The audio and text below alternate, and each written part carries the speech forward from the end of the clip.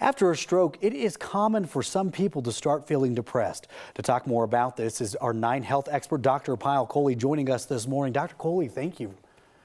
This is a big topic. We appreciate you being here to talk a little bit more about this. My first question is, some people, this might be the first time they're making this connection between the two. How common is this? You know, Jordan, it's incredibly common and it's underdiagnosed. In fact, studies tell us that about 1 in 3 people will have depression after stroke, usually, and it can go all the way up to 5 years after their stroke. That first year period is really the highest risk after stroke.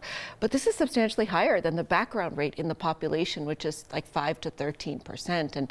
And it can be not just depression, but anxiety, PTSD. It can manifest as all sorts of different psychiatric conditions. I feel like the natural follow-up question here is why? Yeah, so that's something scientists are still trying to understand. I mean, obviously there's the idea of the loss that you've had, the loss of motor function, the loss of ability to walk, a lot of the things that people struggle with after stroke, sometimes language problems. That obviously can lead to those psychological issues. But there's also emerging data that tells us that it could be biochemical changes in the brain. An injured brain may not be able to feel positive emotions.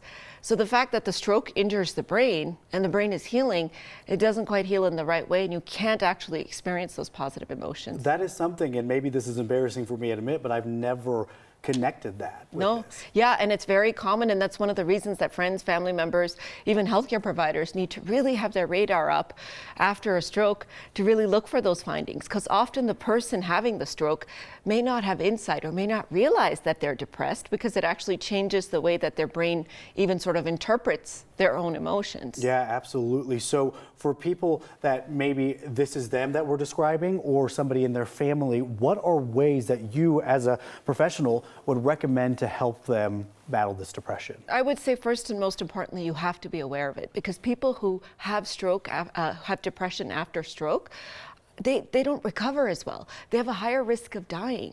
They have, less functional recovery, because you can imagine they don't participate in some of the activities and rehab and all the things that they're supposed to do. And they have an increased risk of having another stroke, in fact. So it's really important to have your radar up and recognize it. And the minute that you recognize it, and it could look like, it's hard to tell after a stroke because the person's personality changes, but it could look like a lack of interest in wanting to get better, a lack of interest in feeding, changes in sleeping patterns, all sorts of different manifestations. If there's any doubt in your mind, talk to your healthcare provider, because there are a lot of good treatments that can help them recover. I mean, that puts a whole new perspective on a stroke and other symptoms to look for, but beyond the physical characteristics of a stroke. So. Absolutely, and the recovery after a stroke isn't confined to just the physical recovery, it's the psychological recovery.